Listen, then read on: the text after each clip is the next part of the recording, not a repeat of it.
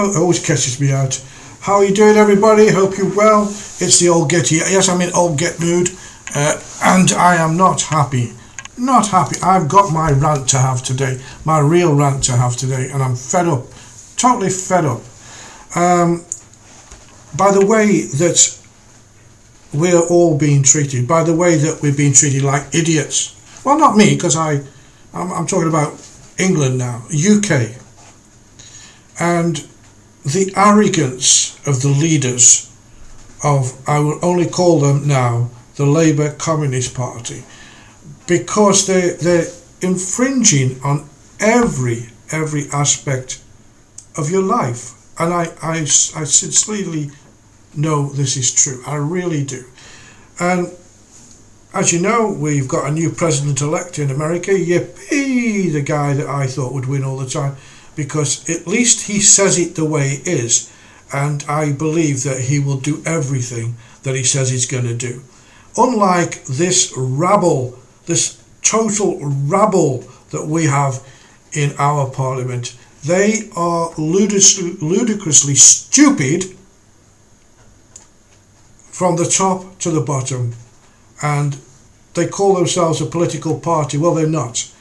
And I want to go through a few things, because, you know, I think Starmer and his rabble have, with the help of David Lammy and a few others, have burnt their bridges with one of the strongest countries in the world, well, the strongest country in the world, who want to do trade with us, who want to be our partners, but they like to insult the up-and-coming president. Do you think he'll forget? The only link that's left between America and England intact, and a good link that may be is with Nigel Farage. Nigel Farage, again, this man should be in Parliament. Well, he is in Parliament, but he should be the Prime Minister. But we'll come to that. We'll come to all that. But first of all, let me show you what we're talking about. You know, I like to back my things up with little films and things, so that people know that I'm not making it up, and it's true. And maybe the thought police will come and get me. I mean, they're getting 9-year-old kids now for saying stupidity like, you smell of fish. I said worse things to my mates when I was 9, and they said worse to me. How stupid can you get? Well, this is it. This is the nanny state. This is the communism in them, the Marxism that's taken over. Anyway, let's look at how the idiots have insulted Donald Trump. Let's first of all go to the man that has insulted him in many ways, and remind ourselves of the things that he said. As of course is David Lammy. Let's have a listen to this, shall we? And communicating our huge disapproval with this president. A president who's said awful things during London's lowest moments of terrorism, who has attacked our democratically elected Mayor Sadiq Khan. A president who has retweeted far-right hatred of Britain First, the hatred that saw the death of Joe Cox. For all of those reasons and so much more, people are coming out in droves today to make it absolutely clear that Donald Trump is not welcome in our country. I don't think any of us could have believed that a man full of such bile, such hatred, such evil would get his hands on what at its best is the beacon of freedom in the world. And so this presidency is worse than any of us could ever have imagined. It's obviously a disaster for the United States, but it's a huge disaster for the international community as he tears up climate change, as he reintroduces tariffs, as he says no to the UN and their human rights regime. I think that Theresa May has been terribly humiliated today. She has looked like an appeaser, a sycophant, as someone she should rightly condemn for his statements today in the Sun, his statements about Britain, his statements about our mayor. She should condemn it instead of holding his hands. Trump should not be meeting our great monarch. He should not be meeting the Queen. He doesn't deserve it. the offer of this trip was premature in the first place. It's a huge embarrassment to us. It's a huge embarrassment to her. We protest and we march in numerous ways, and satire and humour is one of those ways. So I welcome that balloon that really sends up this president and reveals him for what he is. Well done, eh? What a man. What a fool. This man is an absolute idiot to lambast the President of the United States. He couldn't even live up to Trump's toenail. He's a complete lefty. He's a wokeist. He's also very, as I see it, as my opinion, he's also racist. Yes, he is. He says things that are ridiculous, and there you see him in action. And he is now the foreign minister, am I correct? Whichever his title is, where he goes out, he's going to have to deal with Donald Trump. No, he won't, because they'll have to sack him because he's disgusting, and it's not just him. I just want to go a little bit further and show you a little bit more of the lambasting Lammy talking in a meeting, and I want you to I've put a little circle round one head, because it's not just him that thinks like that. It's not just Lammy. The Labour Party, as far as I'm concerned, is still full of anti-Semitic people. It's still full of people who are absolutely left-wing. They don't like anybody to have freedom of speech. You have to be careful of everything you say, because these people will put you in prison. That's why he's emptying the prisons, you see. Starmer can put his political prisoners in. But watch this. This is Lammy again being an absolute arsehole. All right? I think my children deserve better than that. I think my daughter deserves better than that. I'm ashamed, frankly, that it's come to this. We should think very carefully about a president whose attitude towards the press is what we are finding out. Abhorrent, frankly. We should think very carefully about a president who has said the things that this president has done, who has put so many people in fear now because of his statement. And for that reason, we should not afford him a statement. Right. Did you see that? Nodding away, yes, yes, yes, yes.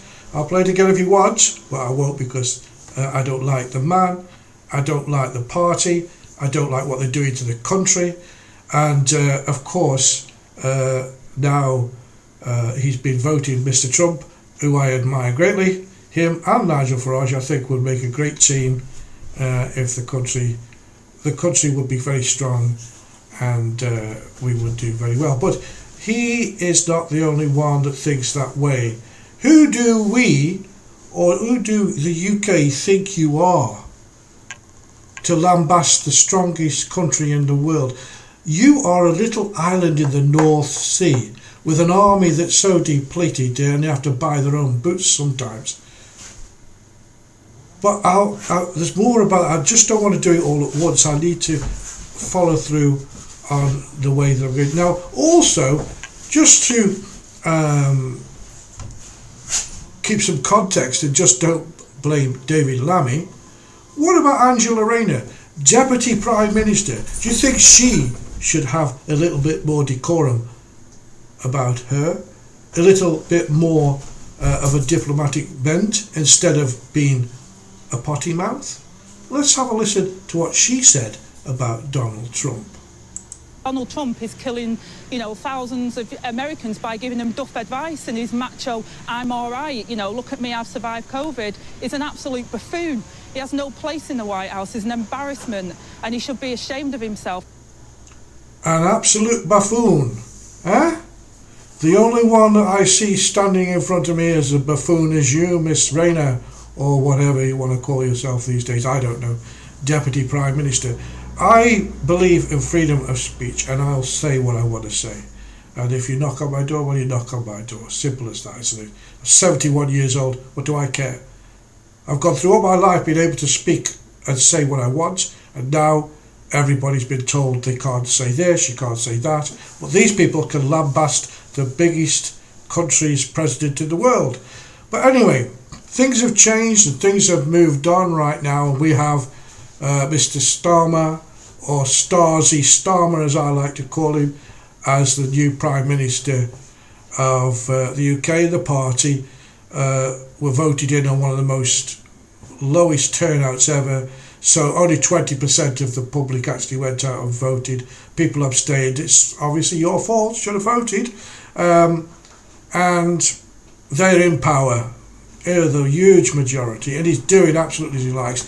I have noticed though that he really doesn't like to face up to people. He's flying off all around the world, using his carbon footprint up as he goes, going to ridiculous woke stupidity, and he is particularly pandering to Europe, and in particular Mr. Macron of France, the little bum juddies that they are. Right, so he's in there. Now, the new leader of the opposition, sorry if I say your name wrong, because I think this girl has got some nous. She's not afraid to say something. Kelly Badenoch, is that how you say it? But anyway, I'm sure as it goes on I'll get her name right. But I admire her. She's coming from behind. She's not got she hasn't got as many people behind her shouting like they do in Parliament. They all shout her down, and it sounds as if everybody agrees with Starmer. But she asked a poignant question. Well, I'm not going to go through that. She just asked the question, and I'm going to show you what Mr. Starmer's answer was about should David Lammy apologise to President Trump. Listen to his answer. I'd like somebody to get in touch with me and tell me, did he actually apologise? But let's see Kelly Badenoch, which I think is going to give him a hard time. Probably he'll go flying around the world a bit more and putting Angela Rayner in front there with her little potty mouth. Okay, so this is the confrontation. I would like to start by congratulating President-elect Trump on his impressive victory this morning.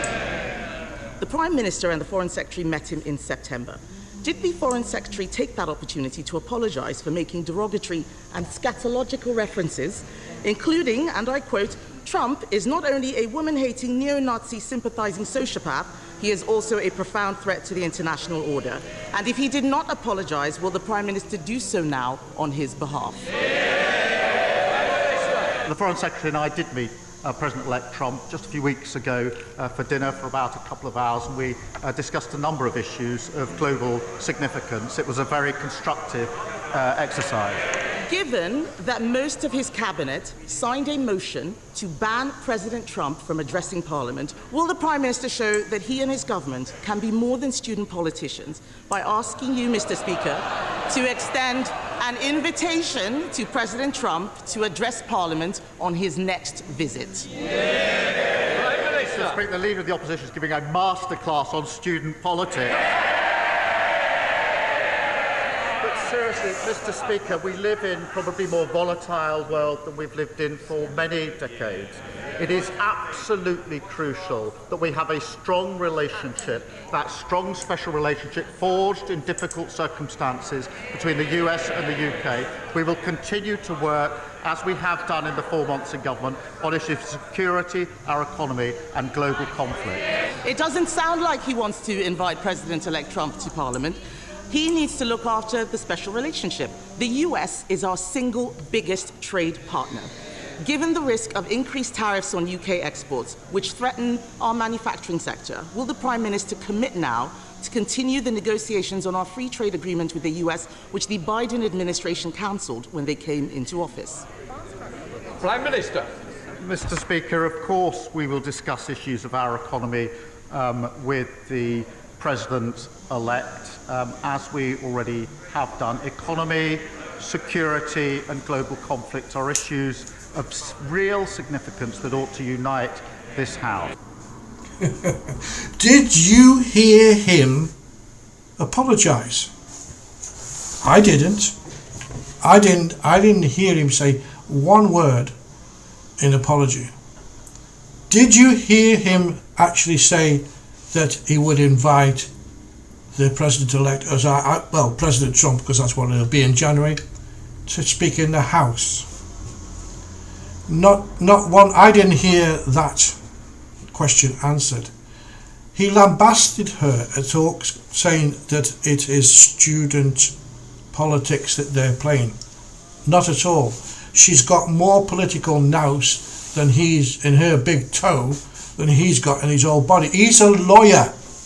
He reads from scripts. He can't ad-lib.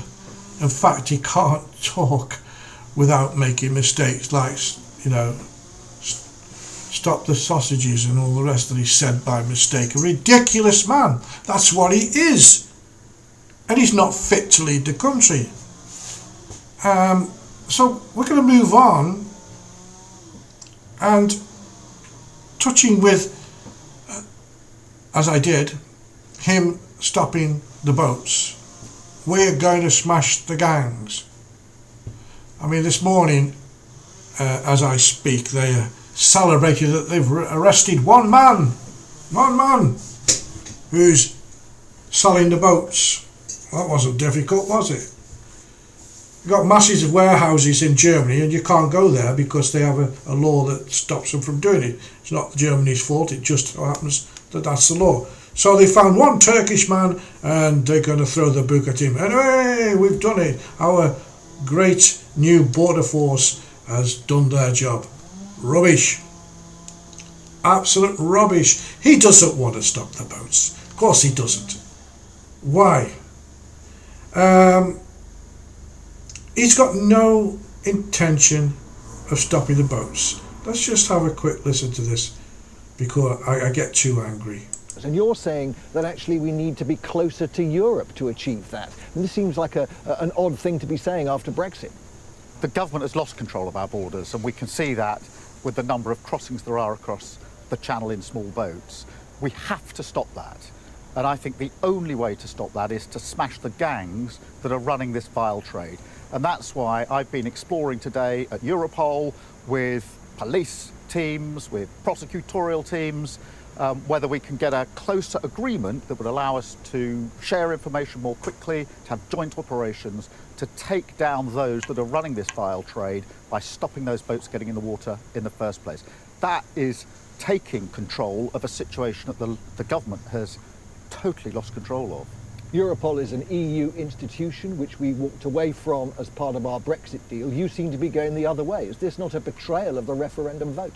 If we're going to smash the gangs that are running this vile trade of putting people into the water to cross the channel, then we have to operate where they're operating.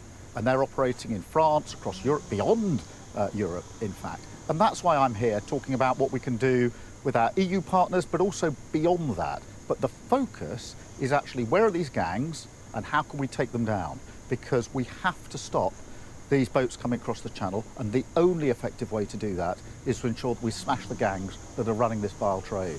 Suella Braverman, the Home Secretary, has tweeted that your plan would make Britain the dumping ground for many of the millions of illegal migrants that Europe doesn't want. Government sources talking about 100,000 extra asylum seekers. It's embarrassing that the government is pumping out this nonsense. I can only assume it's because they've got nothing sensible to say on the issue.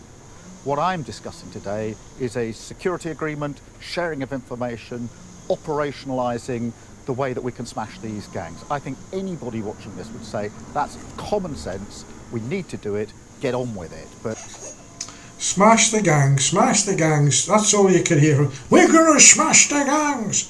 You're going to do nothing, man. Every gang that you smash, there's 50 other people behind there to take over and take place. You're never going to do it with this border force, and you think you've done a great job by arresting one man. Well, the people still enter illegally. You know, he is an absolute liar. Total liar. He doesn't want to stop the gangs. My theory, and here's my conspiracy theory coming up, but no, this could happen. He is because the Labour Party is becoming such a communist-style party, and all these young, fit men coming into the country are his army, because already they outnumber the army, the British Army, and he is pandering to these people. He is pandering to certain types of people as well, certain religions, as we know. I mean, and if you just look at how these people arrive, just watch how they promenade off the beach. There's hardly any women or children, all fighting fit young men, as you can see here.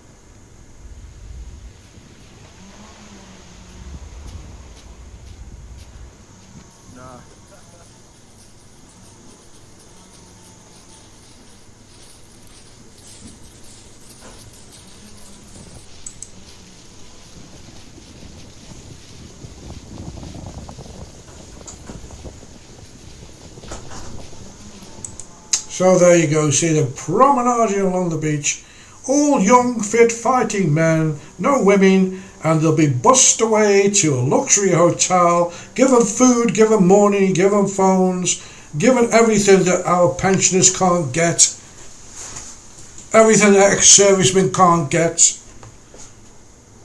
I passed one hotel, I'm not going to say where, near a railway station, I'm not going to say where it was. And outside the railway station there's people, British people, 2 ex-servicemen, because it said on their little thing, we're ex-service, we give us something if you can. And people were giving them, they were giving them money and breaking them sandwiches and all sorts, which is great, because that's the British people who care about British people. And right opposite that particular station there's a hotel.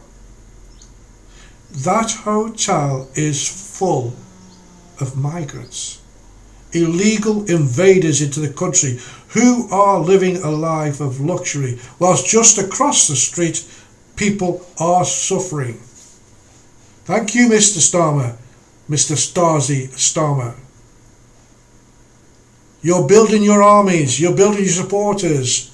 Oh, people will never vote for Conservative or anybody else because we'll give all these people the vote and they'll vote for us and that's it, we'll get a majority every time. You're a ridiculous man. It's not going to happen. Now, I've been trawling through websites, through X and various other places, and I'm not going to give you the name of the places. These are not radical sites, they're just people, normal English people talking. In one case, one particular place that I went, older people, and they're all afraid. They're very afraid. Not just because of the fuel and the single occupancy and all the other things that they're going to take off. They can't see a doctor when they want, they're afraid to walk down the streets. And some of the old ones are saying, you know, the good always win. In this case, I don't think you're right. I don't think the good are going to win. There's also people who are saying things like there should be civil war in this country. I don't condone violence. Not at all. I think it's wrong in every way, shape or form. You shouldn't be violent against anybody if you can help it. And the police, I know, I've been out in not being out there, but spoken to a couple of policemen who I do know, and their names shall remain forever with me. And over here I do know some ex-policemen who served in the Met Police, who are now living here and retired in Spain, of course, and they all say the same. We have to follow orders, but the people who are giving orders are putting us in peril. True, they are putting you in peril. So, I mean, we are getting to the stage now where something has to give. And I think that Mr. Keir Starmer, or Starzy Starmer, has nearly done his job, because he has no idea how to run a country.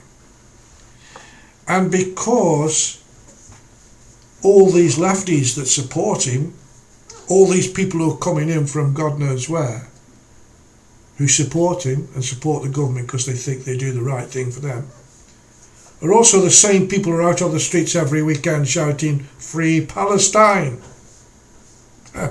Free Palestine. I don't want to go into that too much, but I know that London will soon be called New Palestine, because if you look at the way that things are going, they're not going good. They're not going good at all. I really think that this time is coming, and Starzy will have done his job in wrecking the country, and he will step down because he wants to. It's a plan. It's my conspiracy theory plan. And I said this before, Jeremy Corbyn will cross the floor, become the leader, and then it's good night, give the key to all and sundry, and leave the country if you want to be free, because you'll never be free with that man. He thinks more about Palestine and the Middle East and Far East, and he's always been into that and always will, and the country will be taken over. Maybe I'm talking rubbish. Probably am talking rubbish. Hope I am talking rubbish, but it could happen.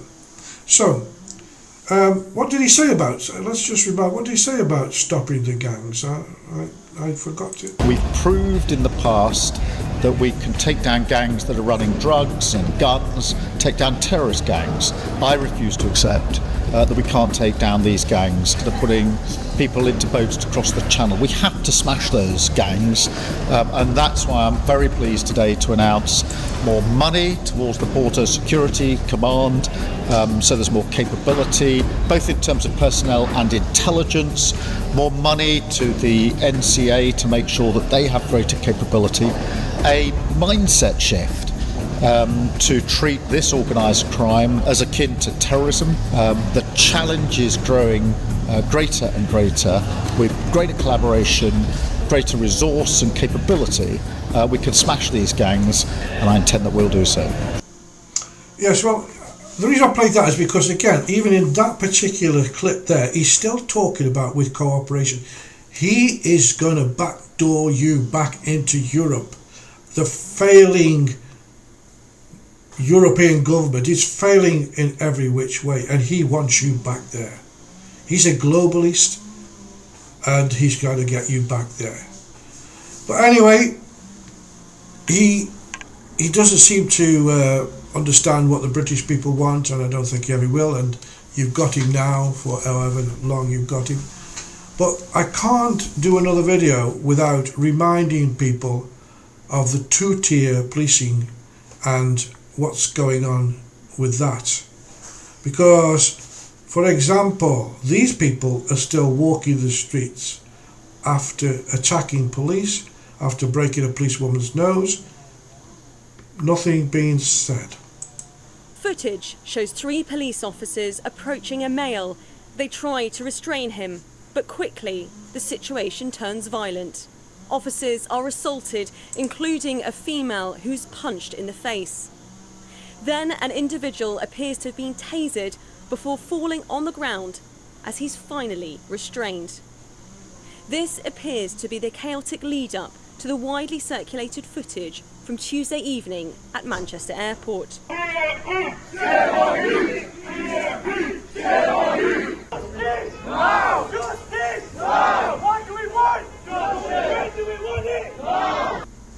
Well, that particular clip I want to show you because, and I also put on that they want the certain people of a certain peaceful religion are out there demanding, and of course they get their way because they are protected by the two-tier policing.